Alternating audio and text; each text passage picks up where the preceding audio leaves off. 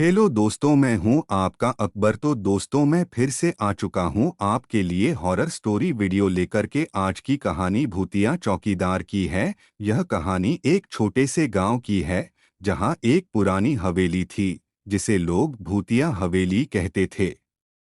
गांव के लोग मानते थे कि उस हवेली में भूत रहते हैं और रात के समय वहां कोई नहीं जाता था। हवेली की देखरेख के लिए गांव वालों ने एक नए चौकीदार को काम पर रखा। चौकीदार का नाम रामू था और वह भूत प्रेत जैसी बातों पर विश्वास नहीं करता था। वह साहसी और निर्भीक व्यक्ति था। पहली रात जब रामू ने ड्यूटी शुरू की तो हवेली में चारों ओर अजीब-अजीब आवाजें आने लगीं। दरवाजे खुद ब खुद खुलने और बंद होने लगे और खिड़कियों के कांच चटकने लगे।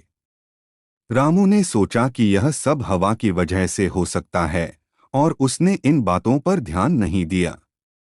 लेकिन जैसे जैसे रात बढ़ती गई, चीजें और भी डरावनी होती गईं। अचानक रामू ने देखा कि एक सफेद साया हवेली के हॉल में घूम रहा है। उसे लगा कि उसकी आंखों का धोखा है, लेकिन जब वह पास जाकर देखने लगा तो साया गायब हो गया। रामू ने हिम्मत करके उस साये का पीछा करने का फैसला किया। वह धीरे धीरे सीढ़ियों से ऊपर गया और देखा कि एक पुराना कमरा खुला हुआ था। कमरे में घुसते ही उसे ठंडी हवा का एक झोंका महसूस हुआ और एक पुरानी पेंटिंग दीवार से गिर गई। कमरे में एक पुरानी डायरी पड़ी हुई थी।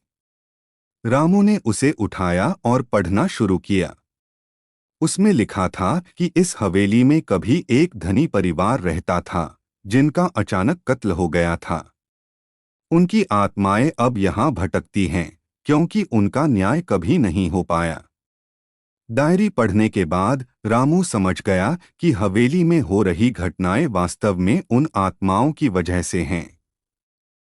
उसने गांव के बड़े बुजुर्गों से मिलकर इस समस्या का समाधान निकालने की कोशिश की।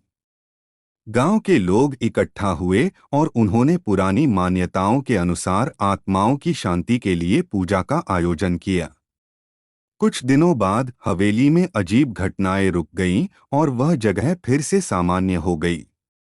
रामू ने साहस और समझदारी से काम लेते हुए गांव वालों को एक भूतिया समस्या से छुटकारा दिलाया और वह गांव के लोगों के बीच एक हीरो बन गया।